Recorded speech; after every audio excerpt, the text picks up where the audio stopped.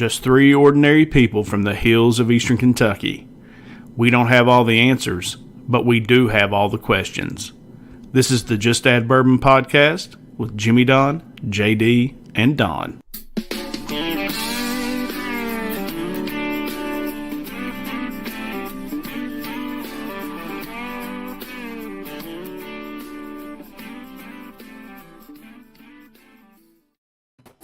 Welcome, everybody, to the Just Add Bourbon Podcast. I'm Jimmy Don Kerr. I'm Don Giesica. I'm JD Dan. What's going on? And it is another beautiful Sunday evening here in the hills of eastern Kentucky. We've got a great show on tap for you guys tonight. A lot of good topics to discuss. And I am insanely dark. I don't know what my problem is. Guys, how are you all today? You're dark and I'm like super bright. Yeah. Don't be racist, bro. I don't know what's going on. Like I'm completely black now. It kind of goes in and out. I don't know what's happening here. Yeah, I like it how we're just real. There's no fancy lights set up. There's nothing. You're just getting real conversation between real friends who have real questions. We might be dark like Jimmy Don is tonight or bright like me. I think I don't know what Jimmy Don's problem is. I think it's so bright behind him is the problem. It may be. So. It may be. It's so bright later in the day, There you sometimes. go. It's probably what the issue is. Look at the big brain on JD tonight. The big brain on JD tonight. I mean, Look at that. I'm more just another pretty face. I ain't gonna lie. Yeah. See, all of my windows up there are shooting light down, and then down here it's dark, so I'm just a mix. But And I'm just glad my funeral curtains are gone still. Yeah, I just tickled to death. I know. JD looks consistent every week. Like it always looks just like that every week when we come on. Yeah, he does. Are you using a ring light, or is that a lamp, or what? No, I've got a light overhead right here. Just that's kind of overhead. Well, so do I. There's a light right there. I mean, I don't know. I don't understand. My light's better than yours, bro. I guess so. My light is better than yours. I know, right? My milkshake is better than yours. Y'all don't want me to sing. Anyway, it's been a good week. I've been in. Yeah. So what's everybody been into? Don, how was your week? Just hanging out in Kentucky. Did you guys see? Do y'all ever see my Facebook? Did you see my little baby river otters that was in the creek the other day? Oh no, I didn't see that. Oh, yeah. So I was outside and saw a snake, and Todd had to wrangle his first snake. So with all that Atlanta is just coming right off of Todd. And Chris, hey Chris. And anyway, so I was out there and I saw something moving in the water. And I thought, oh my gosh, that's a damn rat snake. And I looked down there and it was an otter popped up. And there were like 7 of them. And they were flipping over on their backs and swatting each other. It was so cute. Cute. Oh, sorry. My week's been crazy, man. I had 3 comedy shows this week, actually. I know we didn't meet last week, so I didn't get to talk about my first one was actually last Saturday. And I had one Tuesday to raise money in Huntington for a children's museum they're trying to put in at the old Shoney's building in Huntington. Then last night I was in Charleston, West Virginia, hosting a show for Andrew Kahn. Those of you who don't know who Andrew Kahn is, he is part of the whole Catfish Cooley outfit that hangs out together. And he's like one of the most viewed comics on social media. So it was cool to go there and hang out and do that show. It was cool doing the family friendly shows too, though. I really enjoyed doing those. And like I said, we had the one in Inez, went really well. Had like 50 people there. Then we went to Huntington. I think they said there's 110 people there. Then last night was, packed out. So I've been busy on the road, man, getting this time on stage and trying to get better. So how are your sets now, JD? Like, are you still doing a similar set or have you been able to work some new material in? So, like, the way I've been doing it, man, is I'm just working material in. It's a lot of the same stuff, or some of the jokes that I was telling a year ago, you wouldn't even recognize because they've changed so much. Because the setup's so much different. The punchline's still the same. The setup's different. Or I've got it surrounded by something different, and so I've kind of really got my set in order where it should be. The order it should be. The jokes are coming out where they should be. The punchlines are where they should be. So right, getting more experience. Yeah, getting more experience. Trying to get those 10,000 hours on stage, girl. That's how it is. Is summer busier for comedy shows? I would imagine it is, or is it not? I mean, I don't know. I think there's a lot more festivals. Yeah, which I've not got to go to yet. I'm not even applied to try to get into any, just because where I'm at and my work schedule is just tough. Geographically speaking, it's just hard for me to get to a comedy festival. Yeah. But I've been going up on stage with some heavy hitters, man. I've been holding my own with all of them. Good. That's awesome. Man. That's great. Sam, what you you're really right. want is, what you really want is like somebody like me. You really want for the people to kill after you get off, or people to bomb after you get off. And so I've had both those experiences. You know, people who weren't quite as strong as me have been bombing after me, and some people have been. I've been setting other people up. You know, getting the crowd going, and they've been going on and still killing. So that's just cool. Like I'm glad to see my growth. I can really tell a big difference. That's cool. It's cool to hear you talk about it because, like, I listen to Joe Rogan all the time, right? And he has comedians on all the time, and they talk about that stuff. Exactly what JD just said. That's what they talk about. Is like you can walk into a room and you think you're ready, and the guy in front of you just slays the room, and then you walk up and bomb. You know, and he said they say it's brutal. You know, like it's just so the worst hard. one in the world. Yeah, it's just brutal. So the reason I wasn't on last week or we didn't have a show is my daughter Ashton went to the Rogers Scholars Program. I had to take her to Moorhead, drop her off. And I was telling the guys before we came on that I was like, oh, yeah, Ashton will be fine. Because I don't worry a whole lot about Ashton, right? Like she's a lot like me. She'll go take care of business. I knew by the time the week was over, she'd be running that camp. I knew that's how she is.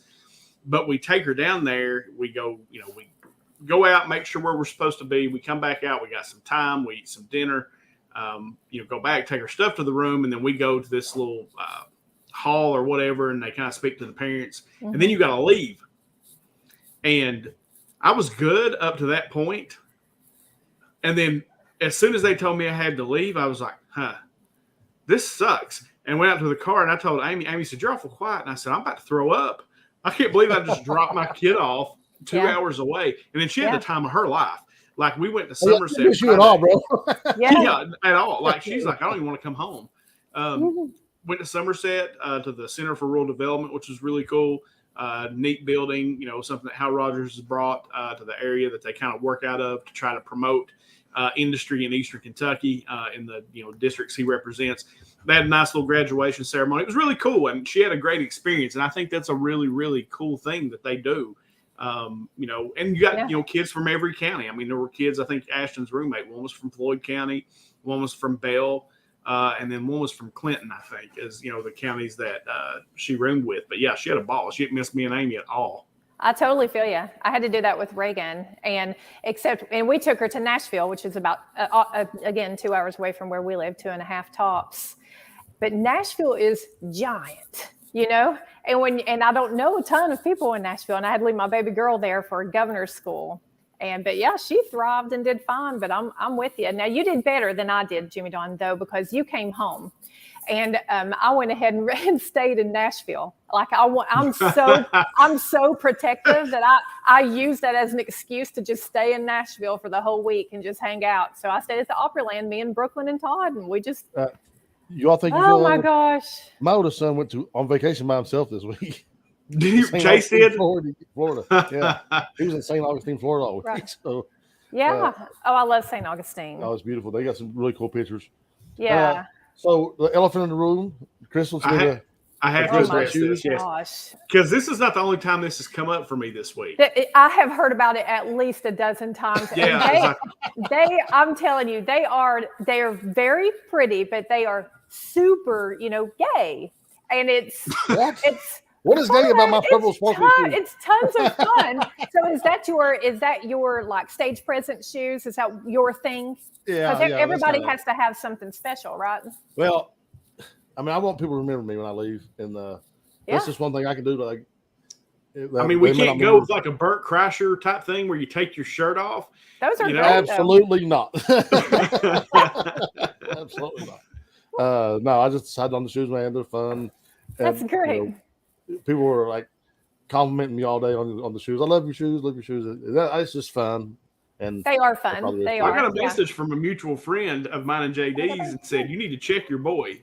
And he sent me a picture of the shoes, and I laughed. I was like, I can't do nothing with him. I mean, I've tried. I 100% know who that is without you ever telling me. Yeah, they're really cute, and they do their job. They're very eye catchy. So, absolutely. But yes, that is the giant elephant in the room. Look at Chris busting us. First off, that was an amazing picture of a tree. And Sam, you're right. The boys are matchy, and they did not send me the memo. Come here, baby. Yeah, I didn't. We didn't plan this. Todd's got to go in, save life. Yeah. Look, Todd's got on the same color shirt we do, JD. We call Todd too. So. Right. Bye, babe. He just Those got. are little boys. Yeah, he got called in. Somebody's got to pay the bills around here. Absolutely, absolutely. What does it say here? Betty Joe's telling us, wait till Dawn has to take her baby girl and drop her off. Yeah, I'll lose that. So, yeah, when you dropped Ashton off, I stayed in Nashville. But then, Jimmy Dawn, it went really fast for me with Reagan, and it may do that with you and Ashton too, because the next thing you know, Reagan got signed as a model just about 4 months after I dropped her off at governor's school. So then there was no time for me to even take for myself to kind of, prepare for her to have to travel alone. So she's been traveling. Well, she didn't travel totally alone. She always had chaperones because that was part of the agency. But now she's all over in the sky and on land by herself at the ripe old age of 19. However, I do make her go armed. And if she's not armed, if she's in a state that's not, to where we're not going to get a felony, then she goes with knives, mace. She's done jiu-jitsu, but it's something else when you're having to see your kids take off, like JD said. I mean, it just doesn't matter how old they are. And, the older parents have always told us that. But I didn't realize it. But now I don't think too much of it. I still worry when she travels. In Chase's course, he's 20 years old and he thinks he knows everything, like we all did. Yeah. But sure. I was like, I messaged him, but I didn't even know. I didn't even know he was out of town. Yeah. I messaged him. I was like, hey, man, you want to do this? And the other goes, I'm in Florida. I was like, what? Don't you love that independence, though? I mean, I think that says a lot about our parenting, too, because I know for me, and a lot of the girls that I grew up with back here, and I'm not saying it was right or wrong, we were scared to go out and about by ourselves. It was always a scary thing to think about, that you're going to travel somewhere by yourself. You have to have a man with you, or don't do that. You might get raped, or you might get this, or you might get that. And I teach my kids that too, but I teach them to go on, push through. You can't fear the world. Right. Yeah, no, it's true. And Addison goes in like 3 weeks. To Rogers Explorers. She got selected for that. And it's not as long. It's not a week. I think it's just like 2 nights, 3 days. Mm-hmm. But she told us that we were going to get a hotel room. So Amy and Granddad are looking for campgrounds in the area. And I think we'll haul the camper down there and maybe they can go camping. That will be a ton of fun. Where will that be? It's this one. She goes to Union College. I think that's in Barberville. Yeah, okay. Yeah, and so that's where she's going. But she'll go down and she'll have a big time too. I mean, they won't worry about us. She likes to off. Yeah, like I said, Ashton came home. We didn't get home. Like, it's a long drive to Somerset. I didn't realize that was how long that is. It's like 3 hours. Yeah, about 2.5 hours. Yeah. Yeah. So then, got back here and, late. Ashton went to bed, and then the next day she was gone, went fishing with some of her friends, and then we went to the movies last night, watched Jurassic World Dominion, and then, of course, she left us and hung out in town. Like, all right, I'll see you at midnight. That's her time to get home. So I guess they grow up on us. All right, so let's get into some of our topics this week. Mm-hmm. The first, Don, we were wanting to talk a little bit about some of the local things here for a segment. And the big news, I guess, or the talk around the water fountain has been the application for a grant for a splash pad. And that sounds like a good thing, but there was a lot of pushback even at the meeting when they have this meeting, I guess, so the public can comment, and they'll take the public comment. And a lot of people were really kind of pushing back saying, hey, that's fine, but we want our pool. And the county pool hasn't been open for about 3 years, maybe even 5 now. It's been a while. Yeah. 2014 or something like that. Well, I think 17. it was 17 because I was on the last time it was open, the community center ran it. Yeah. For a summer, and I was on the board then, and I found out exactly what kind of money drain that swimming pool is, and how much money it costs. But that was the big pushback was, hey, we think this is great. The splash pad is fine, but we want our county pool back. So I wanted us to kind of comment on that. Dawn, we'll start with you. Just as far as like kind of what your thoughts are on a splash pad. Do you have the same pushback like with the pool? Talk to me. Yeah, I love the idea of a splash pad. We have several down in Knox County. I will say that I'm going to have to side with the majority on the pool. And I'll tell you why. Once you go backwards, it's really, really hard to go forward again, especially when you're never really projected to ever have tons of money show up. So once you fill that pool in and then decide that you want to have a swimming pool, because remember, there aren't big bodies of water around us. There's basically creeks. I mean, I know people say you've got Yatesville, Paintsville, and Prestonsburg. You could combine those lakes and not come up with what a quarter of some of the lakes are out in middle Kentucky or Tennessee. So to me, splash pads are very age exclusive. Your kids, nor yours, nor mine, would ever play at a splash pad. That's mainly for babies and toddlers and such. A swimming pool is completely inclusive of all ages and all physical abilities. So you can have babies that are learning how to swim. You can utilize that with some of your teenagers from high school teaching, swim lessons or whatnot. And then you can go all the way down the other end of the spectrum, and you can have 75-year-old, 80-year-olds. It's much easier on their joints to exercise in water. So my only thing is I get so tired of Martin County that I dearly love. They're always looking to save a buck, and I get that, okay? However, I would fight for something for the kids. I truly would, especially if you're going to sit and always say that we want to stop kids from moving. And I know people are going to go out, they're not going to stay here for a pool. They need jobs. Pools and parks, splash pads, and things of that nature go hand in hand with recruiting businesses that come in, because you can't have a business unless you're able to recruit a workforce. Workforces aren't going to move into an area where their kids are completely forgotten. I mean, Ashton and Haley, those are perfect lifeguard material. And they're hired constantly in Tennessee, constantly. So to me, I think they should fight for their pool. And I think it's completely valid for the citizens to say, we want both if we can. JD, where are you at on it? Really what Don's talking about is amenities, right? Like, you're not going to move into a community or build a business, bring a factory in where your employees or your workforce doesn't have amenities that aren't provided by the county. And that's something we're lacking here. I'm not a fan of filling in the pool. I don't think the time's right to fill the pool back up and try to run it. I think, like you said, Jimmy Don, it's a big financial. We got to be physically responsible. As much as we want the pool to have that, we have to have physical responsibility. We got to be smart about how we spend our money. I'm in favor of a splash pad. I don't have a problem with the splash pad. I don't like the location they want to put it. I don't want to put it down by the pool. I would like to see it downtown. There's nothing I love better going to a city and seeing people out walking and moving around. I love going downtown Inez, seeing people walking and running through town. And I think that's the kind of atmosphere we need to try to recreate downtown. I think a splash pad downtown would be much more idealistic to me than out by the pool that's kind of off by itself. So I see both arguments. I'm not for bulldozing the pool down and filling it in. I'm also not sure that I'm full for the county taking responsibility of trying to run that and the physical burden that's going to cause.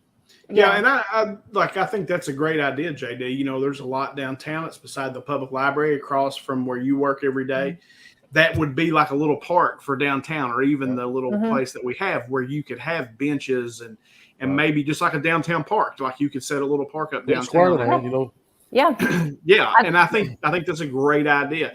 Now, I've went both ways on this, okay? Like, at first when I heard it, I thought, okay, at least they're trying to do something. Sure. The cost to operate it is a fifth of what it would cost to operate the swimming pool. Right. Like I said, I got to see firsthand what the swimming pool actually costs, and it's about a $50,000 a year drain. And when you don't have money to begin with, it's hard to put $50,000 into something like that. Now, we were kind of, we have a group chat and we kind of debate back and forth, and Don said some things and it made me think. And I was like, well, okay, physically, you've got to be physically responsible. For too long, we've not been, and, just do something because everybody wants it. You can't always do that. You got to be physically responsible. Right. But then I got to looking, because I've seen the county's budget, and there ain't a whole lot of, money there to spend. I mean, I could cut some things out of it probably and get you there. But I really started thinking of it as a partnership. And I wanted to know what you all thought about this was, you take the county, all right, they can put up a fifth. You could take the health department because they have a pretty robust budget. You could take somebody like the health department, maybe they put up a fifth, and then they can promote the healthy activities that can be done for our community in a swimming pool. Yeah. You maybe bring in the school system. They're a fifth, and maybe you can do something there where you create a swim team or a summer swim league or something. They've got a pretty robust budget. You could go to the library. Now, the library is taking on a big, obligation running the community center now, but they're doing a great job. They got a great board. They could do something as well to promote. And then you come back. Yeah, exactly. Extension office. You could go to the. Don't forget Appalachian Regional Healthcare System. They're all about pushing wellness through. Yes, all of that. So that's one thing. I think that's phenomenal, Jimmy. And maybe ARC. And ARC. Yeah, that's right. And that's exactly right. And I think JD is right too. Where is it going to be? Is it going to be near the pool, I suppose? I think they're going to fill the pool in and actually make it right there because there's already a park there. Yeah. A really nice park, basketball courts. There's a little putt-putt golf course there. It could be a cool little area there. I think it's about the drainage, really. I think, the drain is there where the pool's there. They can drain it. Yeah. Splash. But you're right. But you're right though, because most of the times I do see the splash pads within city limits because the idea is that mom and dad are going to have a lunch and then they're going to walk down here, let the kids play, wear off their energy, and then they're going to go back to another restaurant in walking distance and have dinner. It's to create traffic. Yeah, it's to create traffic within your city limits. And you're exactly right. There are ways that we can fight to save this pool. But the thing is, with our county government, the new county government, and I hope they're watching this, we need to make sure people share this because when you go backwards and you fill in this pool, it's never coming back. Right. I mean, it's never coming back. It's gone. And the county's job, the leadership's job should be, of course, fiscal responsibility. But first and foremost, it should be how can we draw money in? And when you take amenities away, you are completely eliminating a large portion of a workforce that would ever want to come back here. So and that makes sense. I mean, that's that makes how total it is. sense. They're all connected. I know it seems silly, and even if we never brought a workforce back here and it stayed the same, we have to do something about wellness and health, and you have to do something for the kids. And I think in the past, JD, it had been. Somebody would run it. They'd hire a bunch of kids for the summer. They would come down there, hang out all day. They would have some pool parties at night. Now, I think you do have to operate it. You have to, you have to promote it with the Senior Citizen Center and have, maybe morning exercise or aerobics, water aerobics for the seniors. Yes. You have to push it from the health department standpoint of, the physical activity that can be done. You have to promote the parties where you're having parties every night, on the weekends. I mean, you have to work it. Now, we did as a community center. It's probably the most that thing's ever been worked. We were having dive-ins where we would bring a movie screen down there, show Jaws. I saw all that. Yeah. We did stuff like that, and we still lost $10,000. And we did it all summer, right? We worked our tails off and lost $10,000. So the concern's there. For sure. But I think if you tried to get enough partners, and I think what Don was saying, even like in JD, like with ARH and even ARC, and saying, hey, here's what we're trying to do. Let's promote wealth and wellness. I can't talk today. Health and wellness. Right. And even for the ARC guys, I mean, they're up there. They could use it in the evenings to swim for physical activity. Right. I mean, there's 1,000 things I think that you could do. And Don really, because at first I was just like, well, we can't afford it. There's just no way. At least we got something. But I love JD's idea about putting it downtown to draw people in, to have people. We already got the walking trail. People would come down there and walk. You could do all that stuff. You got the trail up there by the community center. You got the track down in town. It would just be a nice addition to that. Yeah, it's outdoor, Chris. And that's something I would go to downtown to do if I was a young parent, had young kids, and I didn't want to spend money.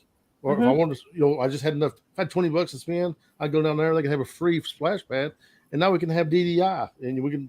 Now it's $20 going to that business, and you're creating traffic. And if you can do that 100 times in 2 weeks, then you create $2,000 downtown. No, and I think there needs to be some more thought into it. I like the idea.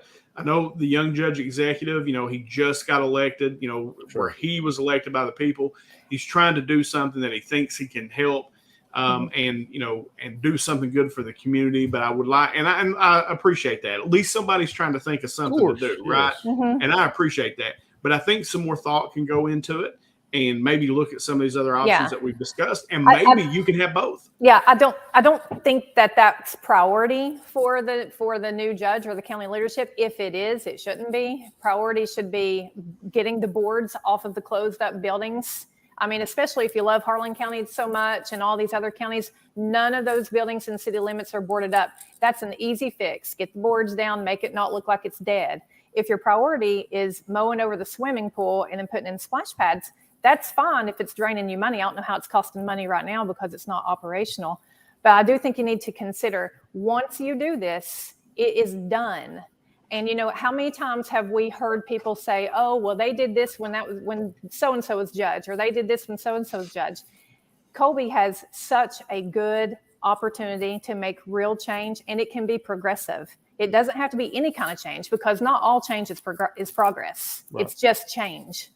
So I would fight for this if I was in Martin County. I would love to see my mom be able to go over there and do water aerobics with senior citizens. What I would like to see is the judge executive be involved. I'd like to see the fiscal court be involved. I'd like to see the EDA be involved. I'd like to see the tourism board involved. I'd like to see all those people come together, and because there's a lot of smart people on those boards that can solve a lot of these problems and work together. Yeah. And I don't want. I'm hoping, and I think Colby will. I think somebody's going to listen to somebody. I think that's what we need, is to have the conversations with people who represent the people of this county, not just one person. And I hope that's what happens. Oh, I totally agree. Listen to your people. Listen to conversations like this, and don't take everything as an attack. Lots of times when somebody has a different idea, they're thinking they're being attacked. It's not that the splash pad's a bad idea. It's just maybe mowing over the pool is a bad idea, because you're talking about something that will never come back. I don't ever see Martin County, no matter who's going to be judge, I don't ever see Martin County having another time in their life to where they go, priority needs to be putting in a community pool again. I think that's a good point, Don. Also, I think that once the pool leaves, once it's never gone, come back. We have a pool now. Let's preserve it. Yeah. JD, splash pad somewhere else. JD, do you know what's wrong with the pool now? Because it's not operational. It's not functional right now. I don't know. No, I have no. I know they had a leak on their side, a water leak on their side, a pretty bad one that they're going to have to fix before they do anything down there. Yeah, I think there were some actual issues with the pool itself and maybe the filtration system. And I thought all that stuff got restored back when the community. How much does anybody know how much it costs to fill it in and plumb for the splash pad and all that? I mean, it was. I think the grant he applied for was like $250,000 or something like that. Which that is probably what it would take, to do it. I mean, the way things cost right now, but and I feel like the cost to repair the pool, and I could be completely wrong about this, so nobody hold this as fact, but I feel like somebody told me it was going to cost about $250,000 just to get the pool fixed, to get it back to where it needed to be. That's definitely an issue then, yeah. So. Yeah, and those are the things that you got to think about, too. Because once you fix it, it's still a drain. Yeah, it's still going to be a money drain. So, like I said, it would take partnerships, I think, to be able to actually make that thing work and be a feasible solution. Because I agree with what Don's saying. You want to have amenities. So when people live here, and I would love for my kids to be able to go to the pool and hang out. Hell, I used to hang out at the pool every summer. Oh, yeah. It was a thing to do. But that's a thing now, too, though, guys. I don't know how many pools are out there are making money. Oh, no. They never do. You're right, JD. Because it's so cheap now. I mean, growing up, nobody had a pool. If you had a pool, you were rich, right? Yeah. Mm-hmm. Now everybody has some. Everybody's got a pool. So you can go to Walmart and get a nice little, pop-up outdoor pool. Yeah, I totally get it. So that's a good, valid side too. It really just boils down to having pools at your home versus community are two complete different things. And I think when we had the pool, when we were growing up, we did operate more as a community. We wanted to grow all together. Martin County was strong then. I mean, we were doing good. Once you separate and don't have places for people to gather, I don't know. To me, it's still worth. I would fix the pool. And let it drain a little bit. Though. When we were all young, and we were our kids' age now. That's the only place you can hang out with your friends, right? Yeah, you hang out at the pool, but then you would cruise town, right? There was a loop from the Dairy Queen down to the supermarket, and then over to Bridgemart, and then back. It's a different world, guys. That world doesn't exist anymore. They're never together. These kids hang out together every day, all day on the internet, playing games. Yeah, they do all the time. They still gather, though. I mean, now I will say that. The community center parking lot stays packed up with kids. Yeah, I think it's great. I know there's a lot of nonsense probably goes on there, but it gives them a reason to wash their car, shine the tires, and drive somewhere and meet up with their friends. So you definitely need to keep something in there for these kids, whether it's the pool or whatever, because I don't know if gathering on the internet all the time has proven to be the healthiest thing. Yeah, no, and we got a couple comments here. Yes, John May. I mean, really, that's what I tell people. Johnny. Hey, babe. Like you would make the loop, Dairy Queen down to the supermarket, and then back, and then to Bridgemart, and then we would gather up some money at Bridgemart. And then make a couple of laps, go back to Bridgemart. Yeah, that's how it went down. And Harrison, I agree with this 100%. We've got to get to work on our internet. We need better internet. JD's experiencing that right now. Yeah. And Stephanie, what Stephanie's saying is right too. And we had a pool too, but we went to the county pool because that's where everybody hung out. I like that Stephanie said she agreed with Dawn about one thing, but she just loved the idea of a spot. She didn't agree with me. She agreed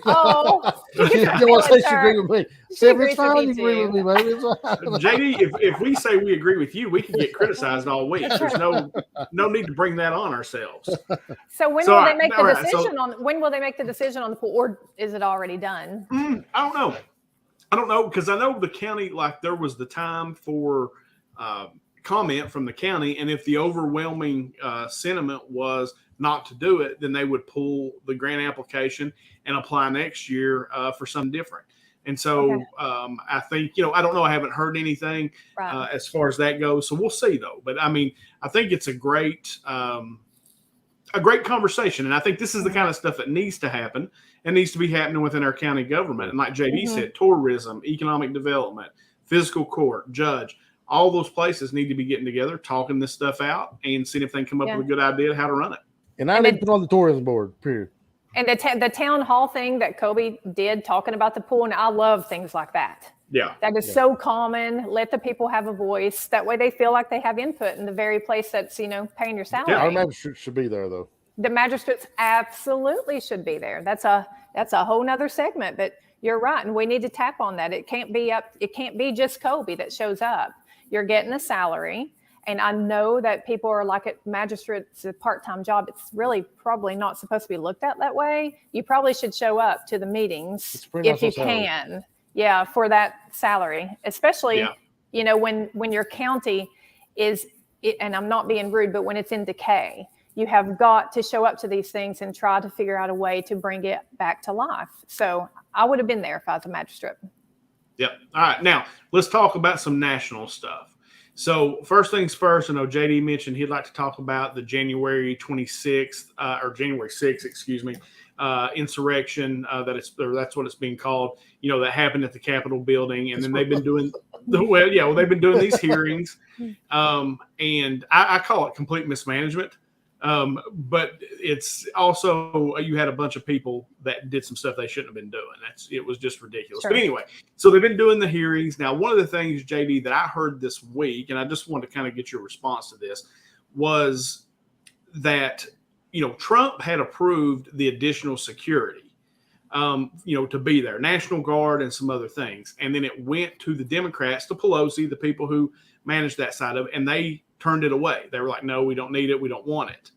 And so I felt like, okay, maybe some blame lies there. There's some blame, if there would have been more security. If it comes out to be a factual thing, then yeah, absolutely. I think it's a fact. I think that actually happened. I think they've documented that. That was part of the hearing. Could be. Was that came out and it was the truth, and that Trump and them approved it. It was I watched it. I watched Monday's thing. They didn't talk about that. Okay, it came out in something though. Okay. I heard it and read it somewhere. So, but what do you think about that? If the Democrats of Pelosi and them said no, we don't need the extra security when they were being told they needed it. No, I think that's just poor mismanagement on their part. Absolutely. But what I think is interesting, man, is like everybody, these Republicans, like, we're not going to watch those January 6th investigation committee. It's like exactly the parallel to that movie, Don't Look Up, what's going on to me. Right. You're right.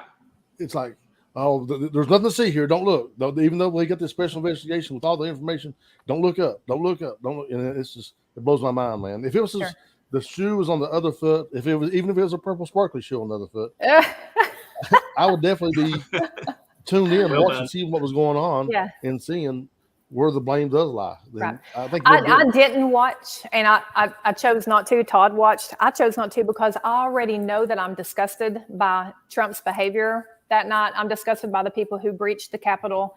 I'm disgusted with all of it. Showing it on TV like they did is nothing more than political theater. We all know that. However, I do think that people should, when things like that happen, when January 6th happened, it was up to you as an individual, as a citizen, to find out for yourself what was true, what wasn't true.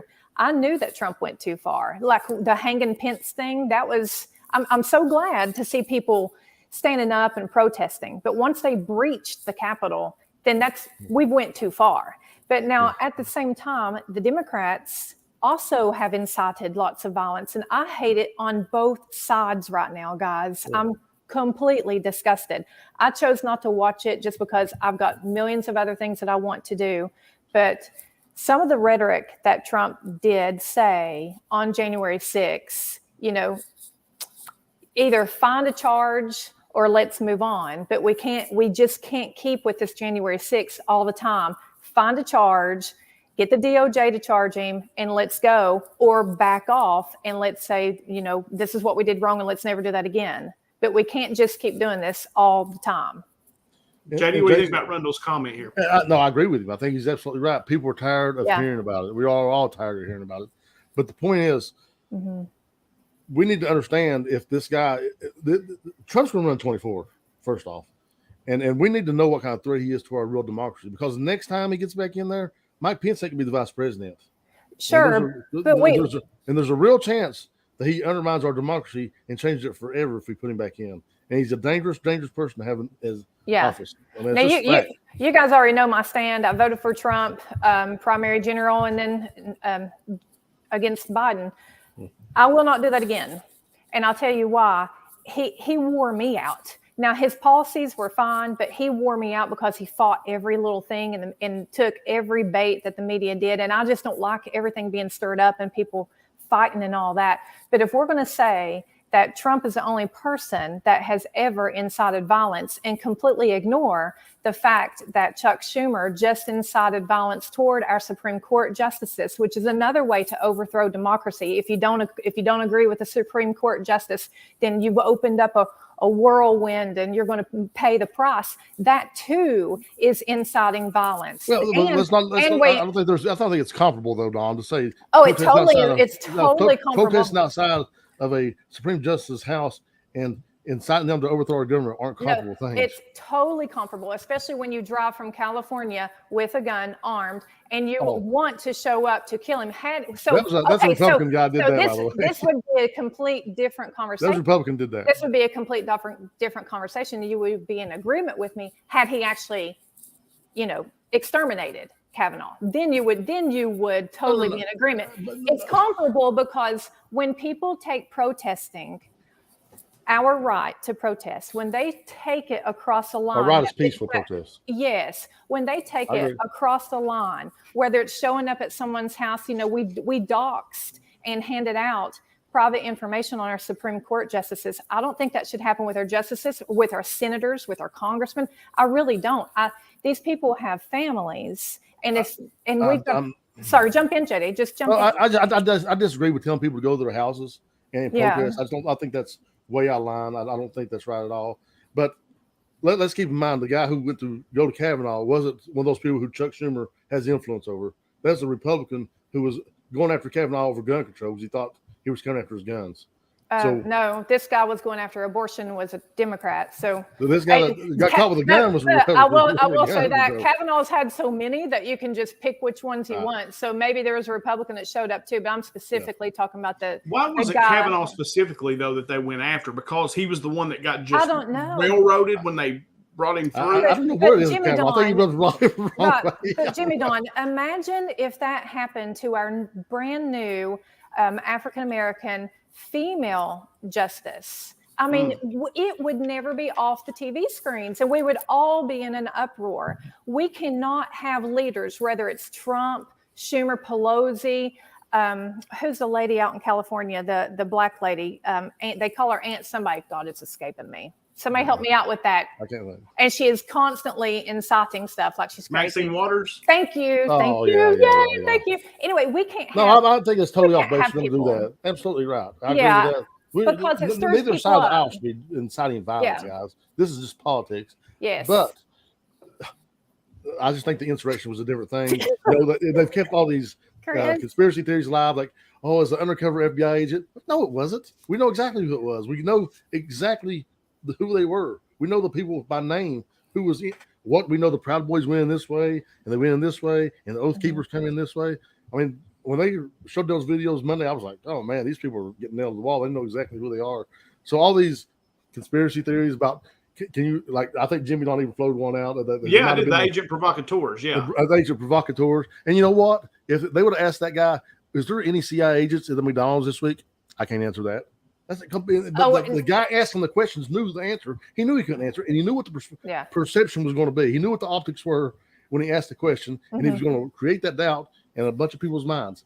But this committee now is taking all those conspiracy theories and just doing away with them. And I think it's a good thing. I think we all need to have the information, man, and realize what happened. Yeah. Well, I think everybody realizes what happened. I think, and the consensus is that everybody agrees that everything went too far. The problem is we're putting so much time and effort into this on a continuum when there are real things going on. And trust me, overthrowing a democracy is definitely a real thing, but we need to have everybody play by the same rules. If we're going to investigate this, then we need to investigate Supreme Court justices being threatened at their personal homes. I agree. That concerns me as much as the insurrection did.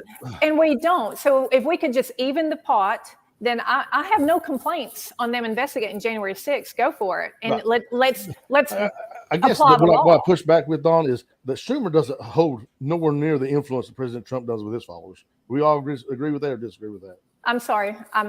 There's no way that Chuck Schumer holds in as much sway with anybody in this nation like President Trump. It's not incomparable. Yeah. Well, it depends. Trump and the Twitter feed for Chuck Schumer are way two different things. Right. It depends on who you ask. If you ask if you ask Rand Paul, who was, had to be protected by extra security while Democrats came in on him. If you ask Mitch McConnell, who got ran out of many restaurants. If you ask Steve Scalise, who got shot, then sure, we can definitely hold up an argument saying that Democrat leaders definitely have crowds that they can move around, just like Republican leaders have crowds that they can move around. I think they are two wings of the same bird. They are all crazy. They mean to divide. They mean to stir things up. People who follow these politicians need to remain calm and decide for yourself. If you want to go protest, I encourage protesting. Honestly, if we need to protest something in Martin County, I'll be right there to do it. But I'm not going to storm. I would never want somebody to storm like Kobe's house because of something that they don't like in Martin County. That would freak me completely out. And I don't know. So no, we had that threat to us as water company employees. So yes, I watched all that stuff too. Yeah, and you can't sleep at night. You guys have got kids. And that guy lost the election because he really made himself look terrible. So good on him. Yeah, he's probably listening right now. Good. Yeah. So January 6th, it was wrong that when they went so far. Definitely wrong. Trump, definitely wrong. Schumer, definitely wrong. The guy who went after the Supreme Court, Justice Kavanaugh, wrong. Absolutely. There's a lot of wrong to spread around. The thing with the January 6th committee is come up with the charge. The DOJ, if you've got something, then you've got something. Come up with the charge and let's move on from it or not. And let's move on. At some point, we have to move on. The Senate committee can't bring up charges. The DOJ has to. And I think Gary Marlin, I hope he goes back and brings some charges, actually. Yeah, so if he's got something, he needs to bring it, and let the country move on. We can't keep going back to January 6th. Bring the charges or drop it. No, but we need to know what happened. All of us, all Americans deserve to know what happened that day. Yeah, and I think we need to talk about what JD brought up too and see what our viewers think with Trump. There are a lot of rumors that Trump will run again. To me, I don't want Trump to run again. We have so much fighting and stuff going on. Just be frank with you. I don't either. Yeah, and they said that Biden's going to run again. Lord have mercy. We can't survive. We can't survive it. I mean, I don't know what is going to go on with either party, but we definitely need some new blood. Oh, and they say that Hillary Clinton is steaming a pantsuit, that they may run her, because generally if your president's not going to run, then you run your VP, right? Well, if they run Harris, they're done. Yeah, they're done. They can't run Harris. Yeah. Biden can't run and Harris can't run. Right. And I don't think Trump can run, just to be frank with you. I don't either, man. I don't want Trump to run. Like, I really don't. Like, I like his policies. I'm not going to say exactly like I did. Hope. As a Republican, I think DeSantis is your definitely best hope. Mm-hmm. Yeah. I'll hope DeSantis runs. That's who I like. I like what he's doing in Florida. And he has some of the same policies that Trump had, which I liked. I liked a lot of his policies. Right. It was just, he was his own worst enemy. He was always into something. And, it was fun to talk about, on this podcast, it was fun to talk about. But at the end of the day, do I really want that in the White House? No. Let's be honest. Yeah. Right. It was easy, though. Was the podcast easy? It was. We'd argue with JD about Trump every week. It was just, ultimately, and trying to defend some of that nonsense. Right. Ultimately, I will vote against Biden and the Democrat Party when it comes to 2024 and when it comes to 2022. But I do not want it to be, and it's not that locally you're such a Democrat, and then you're Republican. But I'm not, and I don't think anybody really is one or the other. I'm a complete free thinker. Like, I'm not ever going to be put into a box. I'm not going to be put into this Republican box. I'm never put in a Democrat box, but my Republican friends say I am because I'm not storming the Capitol. No, it's the same thing, Don. I get the same thing. Isn't it crazy? I'm an East Kentucky liberal. If I was to go to San Francisco, they would think I was the biggest Republican in the world. They really would. Yeah, they are. But I'm in the majority, and the majority are in the middle. And I don't consider myself in the middle. Like, I have never voted blue, but one local election over in Pike County for a board of education. I'm in the middle. I vote for red or blue, but not many red anymore. Yeah, but see, and that's okay, and it's perfectly okay to vote, solid red or solid blue. It's not okay to hate who votes differently from you just because of the color. It's insane. Right. Yeah, no, I agree. All right, so I want to get into our last segment here. That was a great discussion, though, and talk about inflation and what we're seeing here. I went right now it's weird. Like, you go to gas stations, it's cutting you off at a certain amount. Like, if you go to some gas stations, like Amy's vehicle, it cut it off at $100. Right. And then my little red car that I drive for work, that little Sonic, when I first bought it for gas mileage, right? Because I drive so much. And when I first got it, $25 would fill it up. I filled it up the other day. It was $58. And, and you're seeing that across the board, as far as food. Go to the Dairy Queen and get a chicken basket. We talked about that on here, and see how much that costs. And prices are just going up. Mm-hmm. I don't know how people are going to handle it moving forward, especially if it gets much, much worse. But I want to approach this from, do we think that the inflation is this administration's fault? Because a lot of people are like, well, Biden, he's the president. He has to take some blame for it. He's the man in charge. So he has to take some blame for it.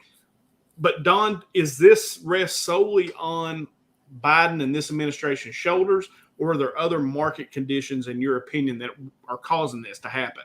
It's both.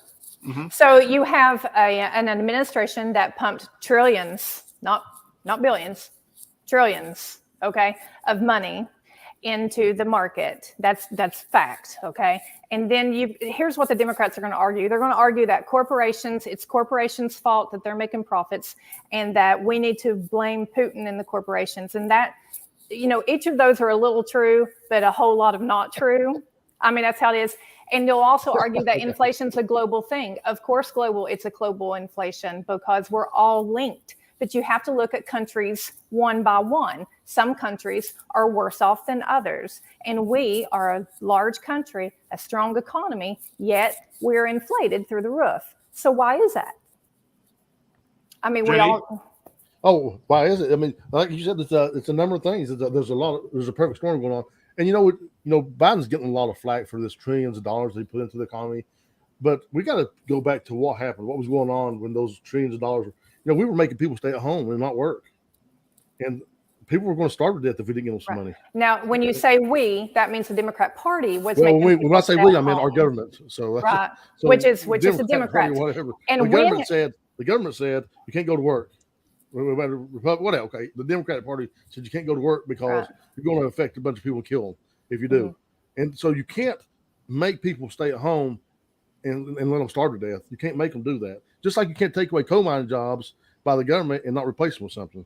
So in that same vein of thinking, you can't make people stay home and just let them starve to death. Right. So the packages that went out, the trillions of dollars that was put through, and it is going to cause inflation, sure. Yeah, it's Econ 101 if that was going to happen. Sure. Right. It's but also we have a war going on, and we have, and Don alluded to it, and we have companies making record profits, guys. It's not accidents. Right. They're making record profits. So what do we do? What can we do to stop them from? I mean, we paid less for a barrel of oil, and we paid more for a barrel of oil, and paid less at the gas pump. So what's going on? It's got to be gouging, right? It has to be. So what do you do about it, though? What road do you have to do? Right. So the Democrats are in complete control of the branches of government. No, not really, because you have Manchin who's doing what he wants to do. So if they truly believe that corporations were causing all of this, they have the power to enact laws to slow all of this down, but they haven't. Well, they tried to. They got 0 Republican votes and Manchin voted because that bill, like all of them, are pork bills. If they wanted to do just one, if they wanted to do just one bill, but when Biden signed the American Rescue Plan Act for $1.9 trillion. He did it when the economy was starting to open back up in the red states and was starting to lift itself back up slowly. And it is true that the jobs that we took back in 2021 were the jobs that, people like JD said were at home and they were starting to slowly return. And he went ahead and signed that. And then a few minutes later, he signed another one. He signed 3 COVID relief packages, and they weren't just specific COVID relief packages. All 3 of us talked about it on here. Like JD said a minute ago when we were talking about pork bills, they were pork. So in those trillions of dollars, they didn't go to just specifically COVID or specifically this or that. They went to stimulus checks. They went to 17, let's see, well, I've got my numbers because I studied up on this stuff, 17 billion in student debt since Biden's been in there. You know how they keep saying cancel all student debt? He's canceling student debt left and right, but it's never enough for anybody. If he keeps doing this stuff, it's going to continue to get worse. And Democrats and Republicans are in the same boat saying, let's slow it down. And then somebody's got to point at the Federal Reserve at some point. At some point, you've got to look at that and just leave Biden alone and look at what the feds did. Are you putting blame on corporations at all? Are you guys blaming corporations at all? Or is it just fine? Corporations have always made money, but the way that the media is spinning it and the way that people are going like this is all on the corporations is basically saying that 5 years ago and 10 years ago, corporations never made profits. Their whole job is to make profits. Right. Their whole job is to make profits. And when you have inflation, then your profits do what, Jimmy Don? They fly through the roof. So that's why they're making all these record profits. And then you have supply and demand too. So this is exactly what I want to get into. This is the heart of the matter. So just because there's more money out there to get, the company, you're okay with the companies just price gouging the shit out of all the middle class. No, and the thing is I'm not okay with that. But nobody is. Nobody is. We're not saying that the corporations are scot-free. Nobody is scot-free, including President Biden and the entire Democrat leadership. Okay, I just wanted to recognize that we are seeing that the corporations have their share in this, right? Yes. Let me say something though. But the reason that Biden, and if there was a Republican in there, it doesn't matter. When it comes to big oil, guess what they're doing? Throwing money at these politicians left and right. They ain't never going to jack with big oil, ever. Now, the other thing that you got to take into account, JD. What can you do? What can you do? Not take the money, and do what you think's right. But let me throw this at you, too. I didn't read the article. I think I saw you post it. But does that take into account, the expansion of service, more customers, all those things that they have record profits, or is it solely based on the fact that things cost more? It doesn't have anything to do with the expansion. Say that. But I know that you just don't make record profit for the first time in 4 decades because of your extended services. Right. No, I think we're on agreement. It's because they're charging more because they can, because they want to. Yeah. It's flat. So go ahead, Don.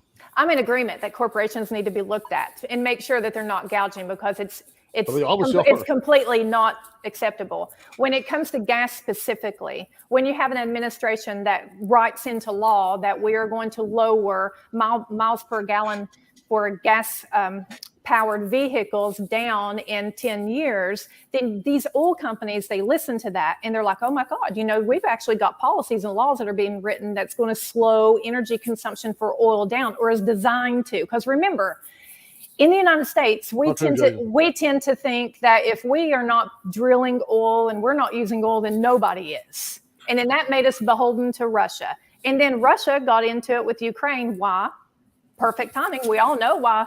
We all know why Putin invaded Ukraine. It was because President Biden's president, and nothing's going to happen. And nothing happened. Nothing did happen.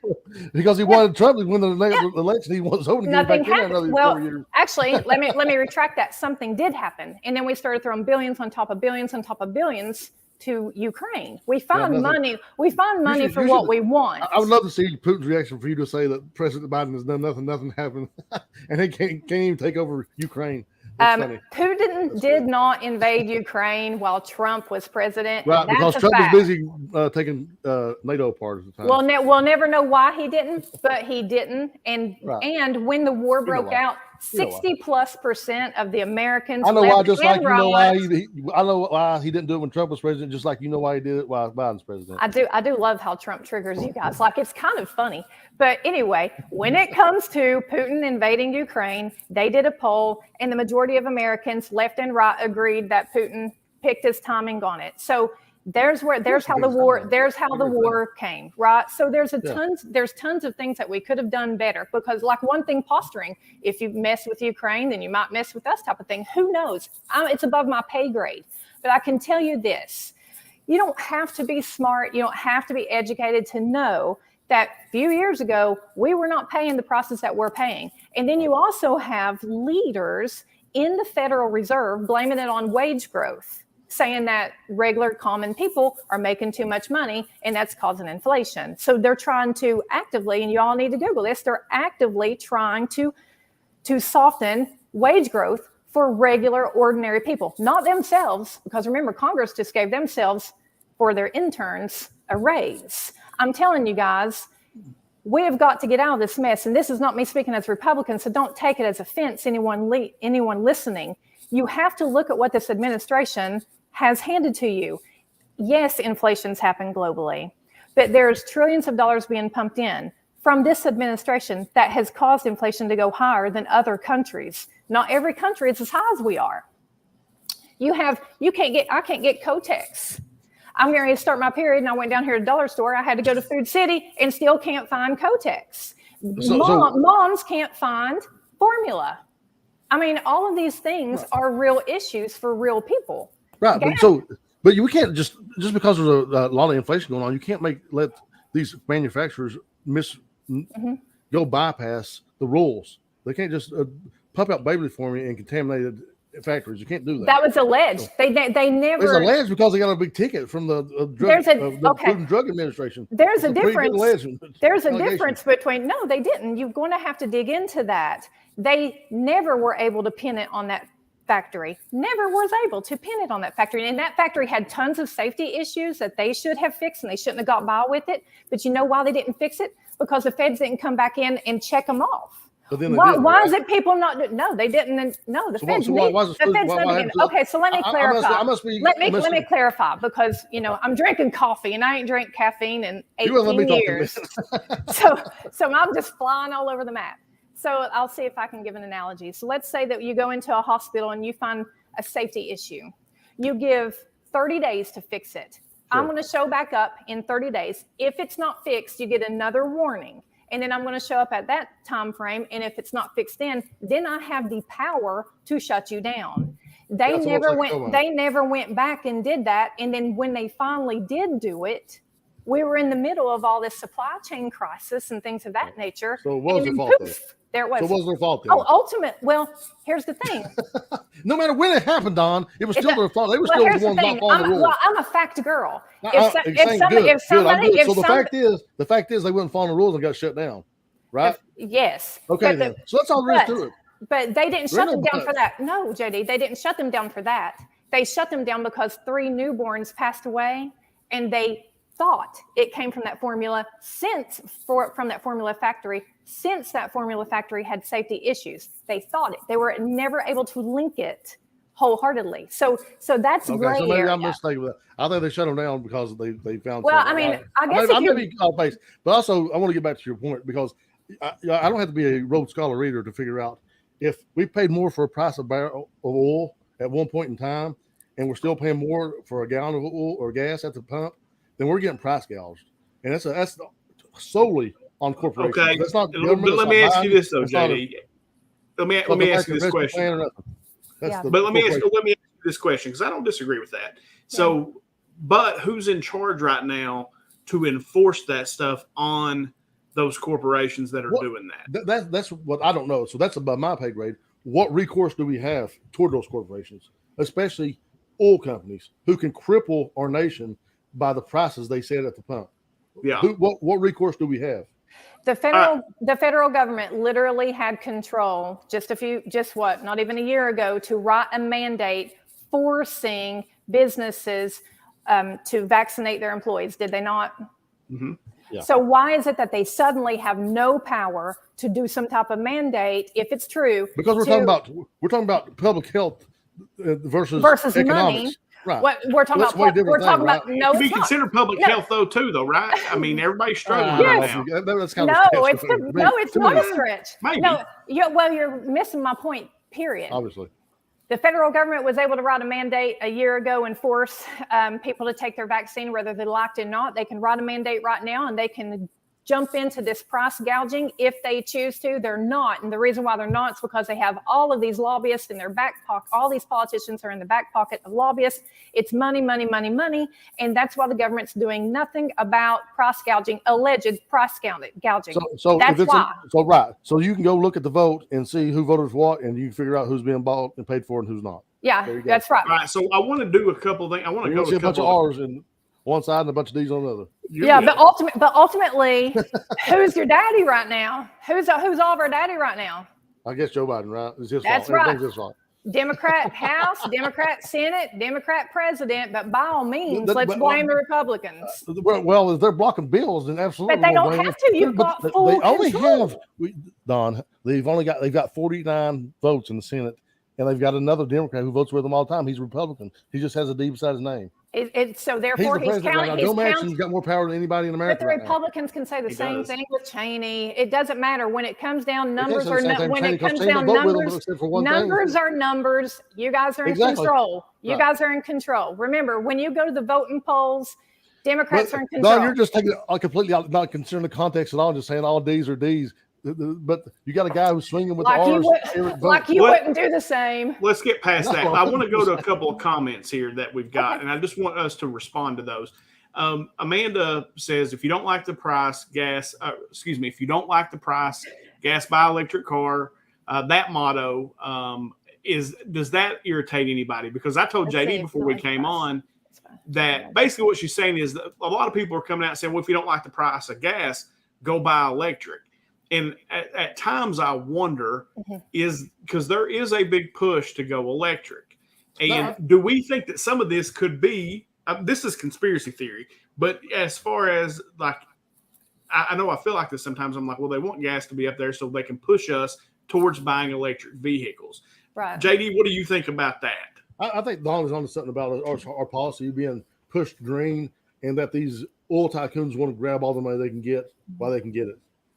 I think there's absolutely something to that. But I think unless we do go green, we're going to find ourselves here forever at the mercy of these oil tycoons, and we're better off going green.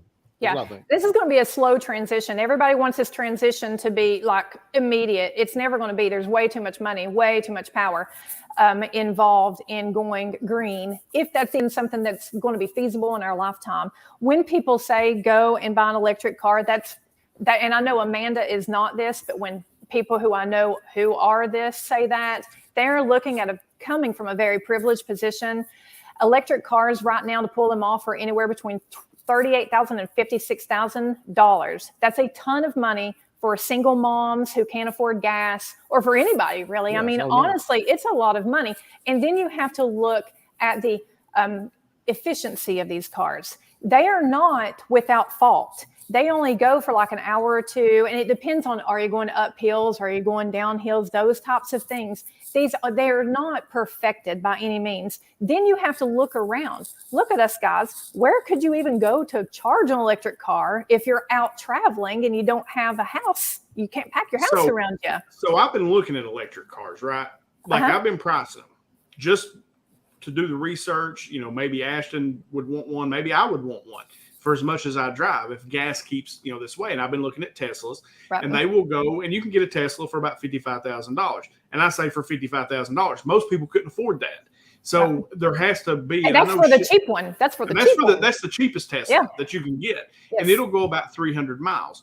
Now, there is, if you, there's a little setup at home, but you have to charge overnight, and it'll go about 300 miles. But if you got caught somewhere and you had to go supercharge, it's about the cost of, it's about $6 a gallon if you were comparing it to the gas prices. So it's not perfect. I think we definitely want to move that direction. I like the technology. And I think as far as, charging it overnight at home, I think there's some benefit. It would benefit me to be able to have something like that to drive just back and forth to work every day. But most people can't afford that. And a lot of people that are saying that are people who can afford to buy a car. Most people, the people that they're supposed to be representing or say that they represent the most, can't afford it. Right. And you just can't do it. And they ain't gonna be able to afford the gas either. So there's something to be said about the technology. It still has a ways to go, but it's improving. Miles and miles away from where we started at, right? It's just like anything. Do you remember TV in the 1960s compared to the TV today? They're not even the same thing, right? It's the same thing with technology. When you first started cell phones, you remember 2000 what your cell phone looked like? And now you got one in your pocket. It's not even the same thing, right? Right. So it's going to be the same thing with electric vehicles. The batteries are the issue. They're going to get fixed. I heard Elon Musk say they can last 3.5, 4 hours. So I don't know if that's, but I know it takes about half an hour to charge. Right. And so I know part of the infrastructure bill for Joe Biden is he's wanting electric charging stations every so often, things like that, which, we got that's the infrastructure. That would be infrastructure. If we're going to go that way and get away from oil and get away, and wean ourselves off of gasoline, that's the way we're going to have to go. And it can be done unless we put money into it, invest money into it. It would never will. We never would have got to the moon had we not invested money in it. And they'll eventually get there. I do think that people need to sit back, and before we get so in an uproar over electric vehicles, let's go buy electric vehicles, let's cram electric vehicles down people's throats. Look at your leaders. President Biden is a car enthusiast. These politicians are rolling around not in electric vehicles. They're taking private jets. They're taking Air Force One. They're doing all the things. We just watched the Platinum Jubilee over there in England, celebrating the Queen's, I don't know, Chris, help me out, 75th reigning year or whatnot. They're spending money left and right while people are struggling. Politicians tell us to do one thing while they do another. They flew in on private jets, and then they scream at us about the climate and that we need to buy a $50,000 electric car that we can't charge and that we can't get up the strip job if we want to. I mean, come on. What do we think about Chris's comment here about boycotting companies? Like, is that a way to do it? Is that a way to try to? I don't know if it's worked, it's worked. Then we should do it. Where is it at? Let's see. Let me pull back up here. I know, but I love this conversation. Everybody's involved. I love when they're all involved. I look at Amanda. She's so cute. Hey, Mom. Guess I'll buy a horse. Yeah. That's what we need, horses. But yes, I'm a equality girl. Whenever I see Biden and them flying around in some type of like electric plane, then I'll get all tore up about buying electric. But right now, I'm not a peasant, not yet anyway, and neither are any of you watching. And we all need to get to play by the same rules. They scream about the climate. They scream about what we can do about gas prices and stuff like that. Yet they are going on vacations and they are doing trips and they are taking motorcades and they're doing this and that and the other. Just like Pelosi when she got her roots done. When we all my reaction to that. My reaction to that is this: they've set a date to get rid of gasoline vehicles, and guess what?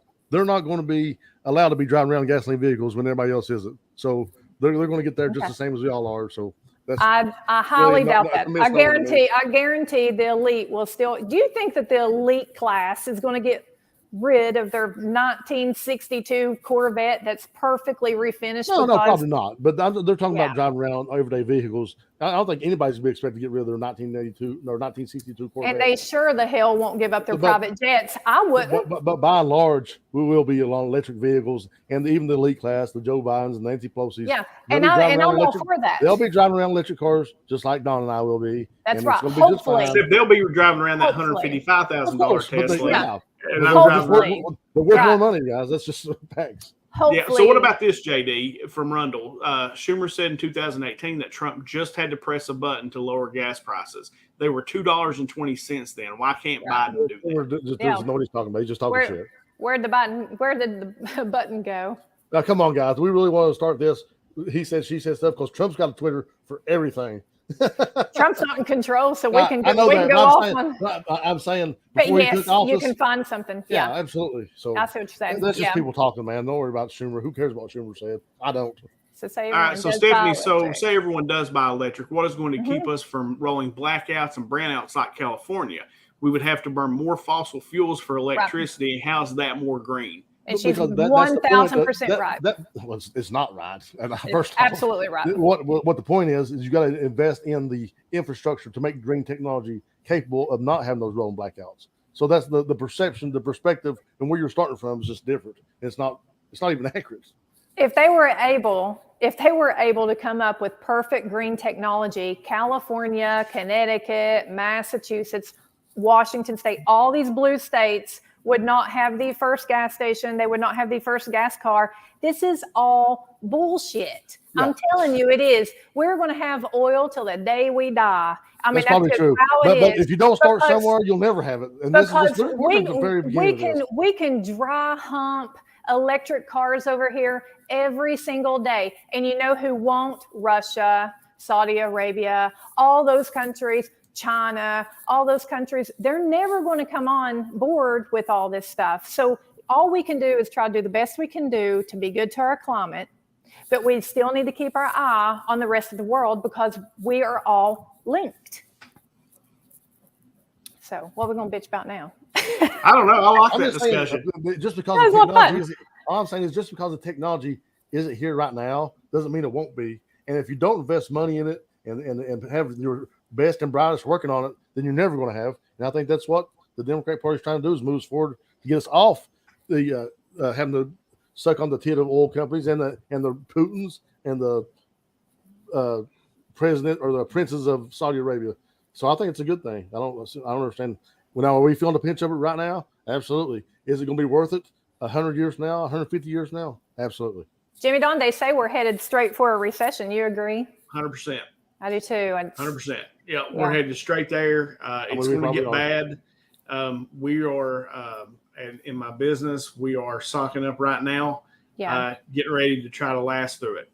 So can you tell us something? Because you're an econ finance guy. Mm-hmm. And I mean, honestly, what are you doing and what do you think our viewers should do to prepare? Like, I hear things like we need to get beans, rice, and potatoes. That's normally something that people do. They stockpile the basics because all those prices are going to go up. And then try to put away money, get cash. Are those types of things still something that econ people say that we need to do? Yeah, I do. I think as far as, like, I know a lot of people think that sounds crazy, right? Like you're prepping or things like that. Mm-hmm. But I think, and we are very fortunate where we live because we have a lot of people that farm. But I will be stocking up on green beans and corn, beans themselves, canning a lot this year. Like we've already made a plan for it here with myself, my mom, my family, my aunts and uncles. Like we're all going to go in together and buy. We're going to buy a couple of beef, stock our freezers up. I think you definitely, if you can cabbage as much money as you possibly can, and I think you need to have cash. I think cash. Okay. You should have some cash. I think that, but you should just be saving money. Period. Like putting as much money back as you possibly can. And I know that sounds kind of doomsday-ish, right?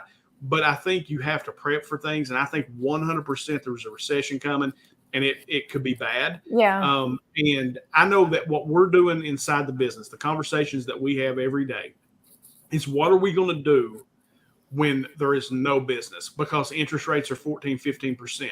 Right. What are we going to do? Because it's coming. I mean, we literally went from quoting 2.875, 2.5% to 5.5% overnight. I have never seen it increase like that ever. And I've been doing this for 25 years. I've never seen it jump like that. I mean, we're talking, we got lucky because I was paying attention and we started locking rates in on people about 2 weeks prior to that jump. And there were 2 loans that I ended up actually having to pay thousands of dollars out. Oh my gosh. To just close so these people could close on their homes. I lost thousands of dollars. Now, if I would have lost that on 50 of my loans, I'd be broke. I'd be out of business right now. Thank God I had enough sense and enough foresight to kind of see it coming and get things locked down. But there were some people that I do business with that didn't and were just not closing deals. I mean, like they were just, sorry guys, we can't close your loan because it's going to cost me $5,000 to close your deal. So no, this stuff's coming. I've never seen it increase like that in my life. And I think that definitely, and I know, Jay, you probably laugh at me when I say this because it's almost like doomsday prepping or whatever. But I mean, I'm being dead serious when I tell you that we are cabbaging up stuff just in case. It may not happen, but just in case. Right. Well, so that we're solid. Let me say something. I'm in agreement with you on, I'm always a prepper. And when COVID-19 hit China, Wuhan, in like October and November, whenever they went to their lockdown in November and December, remember the Chinese were locked down Christmas of 2019. Do you guys remember that? I started ordering N95 respirators. I have gowns. I was ready for Ebola, guys. And Todd was like, Dawn, you're going overboard. I had those shipped to me January 2020. And I was the only person that had PPE and was able to send my husband in PPE because the hospitals didn't have it. Let people laugh about you bulking things up and stocking things up because ultimately you'll have the last laugh. And that's how I did with COVID-19. So I keep some masks, not just because of COVID, but various things. I keep masks. I keep food. I keep lots of ammo. I keep various things. Is it going to save me forever? No, we might get robbed and looted the first night, but at least I know that I've got a plan in place. And with recessions and when you get desperate times, and I'm telling you guys that I'm not a doomsday person. I just like to prepare.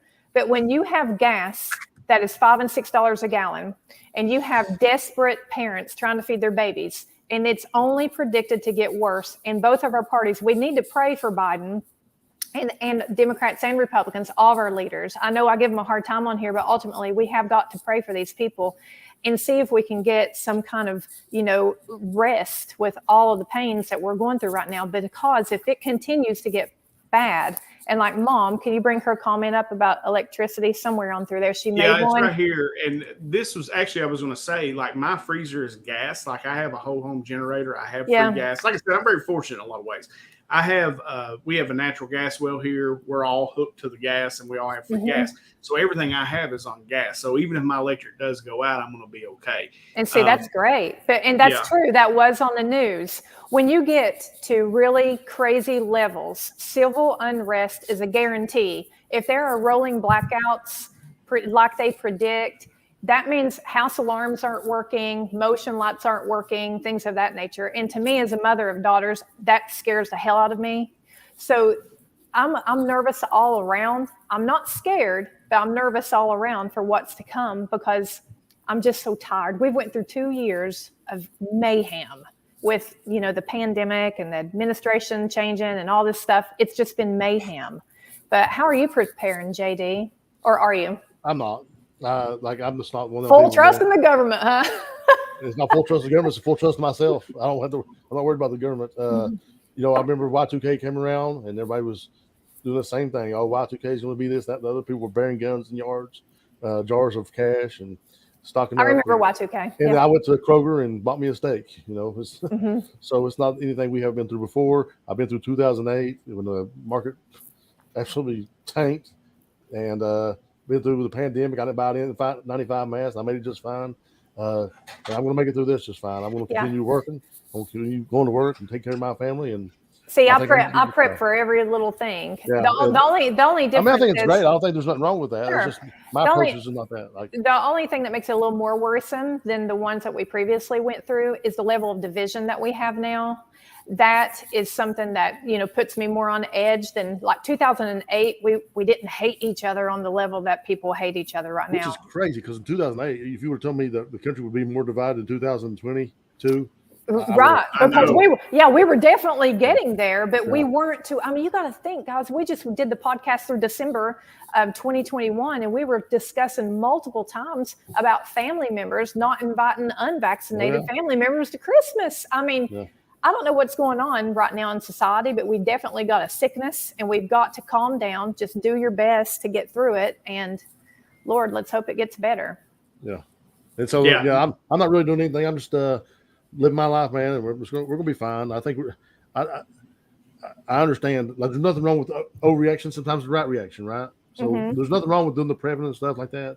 I don't roll like that. I'm just gonna. I think that things will be just fine. We're gonna work through it. We're Americans. We'll be just fine. Right. Yeah. No. And I mean, and a lot of people are that way. I am more of I wouldn't say that I'm a prepper per se. Like, I don't have a bunker built out in the yard or anything. But I'm definitely. I would if I could. Yeah, I'm definitely going to go and stock up though. And like I said, we live in a place, fortunately, where, if you're hungry, there are people who farm, who have canned stuff, who have things like that we will probably make it. We can hunt, we can fish. There are things we can do if things got really bad, and a lot of places don't have that. I heard that saying the other day. I don't expect. I don't either. I mean, hard times. You know what's funny though? We laugh about it, and honestly, people will be like, "You prep? That's crazy." If you had friends that were like in the billion class, ask them. They have all of these things. They're always prepared. The elite class will completely be prepared. They're always prepared. So it's not silly at all. No, I'm about being prepared, like I said, but we are having those conversations daily. I'm not saying it's silly. Some people don't have the opportunity to do that, Don. Some people ain't blessed to be able to go out and buy 95 masks because they're paying their child support, or they're paying. I totally agree with that. My point point was, before we sit back and are like comfortable, like I'm going to live my life and not worry, I'm just saying that the elite classes that people look up to and that we elect into office are always prepared. They have security, they have bunk houses, they have everything they need. They will survive just fine. So that's how I live my life. I'm always trying to give my family the same that the top of the top have. And that's why we work all the time. That's why Todd took off to work. So and honestly, I'm blessed in the industry. I work in the industry. There's all people going to have to have water. You're always going to have a job. So yes. I'm not, what they call it. Essential. Essential. Yeah. Yeah. And I agree with this, Chris. We say this all the time, actually. The P principle, prior planning and preparation prevents piss poor, pathetic performances. We actually say something very similar to that every day. Just and like I said, and that is real though. You're like in our industry, it's being talked about on a daily basis. Like, what are we going to do? Because I've been doing this 25 years. The highest when I first started rates were 8-9%. They never really got more than that, and that was considered really high. Back in the late 70s, early 80s, like when my parents and probably all our parents were building houses, rates were 19-20%. So what do we do if that happens? Is, and we're trying to make preparations right now to try to survive that. If that goes down, because that's unprecedented in my career. I don't know necessarily how we'll deal with it. We're trying to make plans right now, but we think it's coming. And it's an industry-wide thought is that this is coming, and how are we going to survive it? Yeah. Well, even the president, said inflation's going to be here to stay for a little while. So we definitely need to read the writing on the wall. Well, hell, listen to our leaders. Do little things to prepare. I do think JD's right. Live your life. Don't be scared to death and hiding. But by all means, you might need to, maybe not take 7-day vacation, take 5. I don't know. There's little things that we're going to have to cut back until we all get through this. Yeah, and I like this too. Hillbilly ways will get us through. Things go bad, I'm heading for the hills. Family forgiveness, churches love. Absolutely. Amen, Amanda. Yeah. That's a great place to end it, guys. We're like an hour 24 right now. That was a heck of a show. I enjoyed that. I really enjoyed the inflation talk. It's because we're all dealing with it, right? I mean, all of us. And I don't care how well off you are. It's affecting things. Oh, yeah, we're feeling it. Yeah, everybody's feeling it. And, let's pray for people that they can survive it and get through it. And hopefully it rights itself before long. So, all right, make sure you guys are following our social media. Don and JD. I hate to even ask this question, but I got to ask, how long, I mean, do we say the inflation has caused that money that we put into the economy? How long do we say that? How long before it for the next down? bit? I mean, it'll be a while, dude. I mean, are we talking years? We're talking months? What are we talking? I think a couple of years at least. It's usually about 2 years, they say. Yeah, a couple of years before that'll wear itself off. Hopefully it'll go really fast because honestly, these past 2 years have been a whirlwind. So hopefully the next 2 years will go really fast. It's a good question though, JD. I mean, it's a good question because it's a question we ask a lot because it's 100%. That is Econ 101. If you flood a capitalistic economy with money like that, you will create inflation. And there were economists screaming that from the hilltops when they started doing that. And Biden did. Don's right. He signed 3 bills shoving trillions of dollars into the economy. Yeah. It was bound to happen. And so people too. Let's just remember that. And Trump signed 1. So we had a total of 4. So that was, that was just a ton of stuff in there. But they thought they were doing the right thing. People were, begging for help and out of jobs, and COVID looked crazy. So that's the thing. We may have done the right thing. You know what? We might have saved a bunch of lives by doing those things. We don't know. We this is the road we took, right? It's the road we took, and so it may end up saving a bunch of lives. And we may have to pay a little more to gas prices for a little bit. That's just part of the deal, man. But I'd rather pay a little more to pump and save people than not do those things. If we had evidence, then it would be easier for me to say that. But like when it's like having evidence of things. It's like having evidence of the lockdown's not working or not. You don't know. You don't know if they worked or not. The other day they said, or when Ukraine and Russia broke out, they're like, you need to be happy to pay more at the pump because we're helping Ukraine.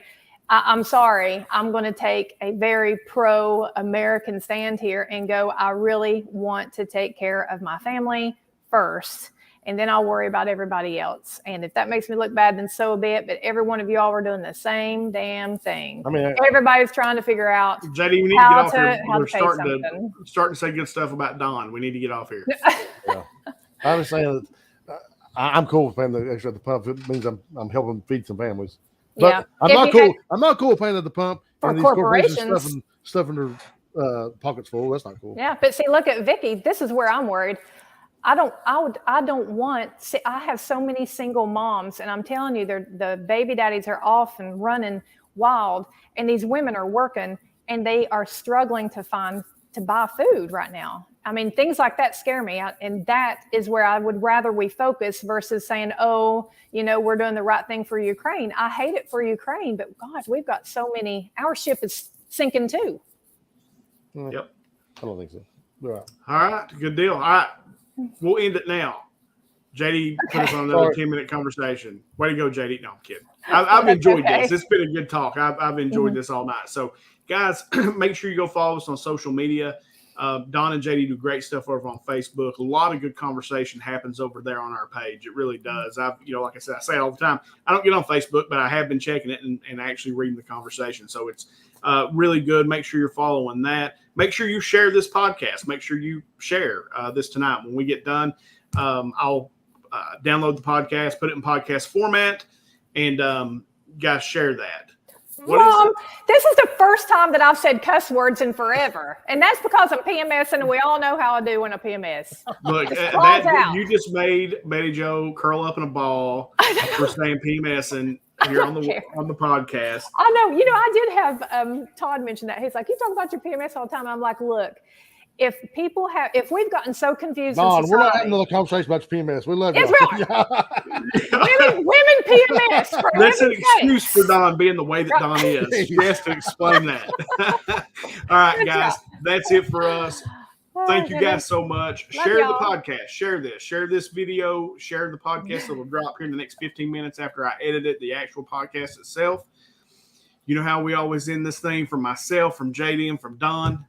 No matter how bad your week's been, no matter how bad your day's going, if you just add bourbon, it always gets a little bit better. We'll see you guys next week.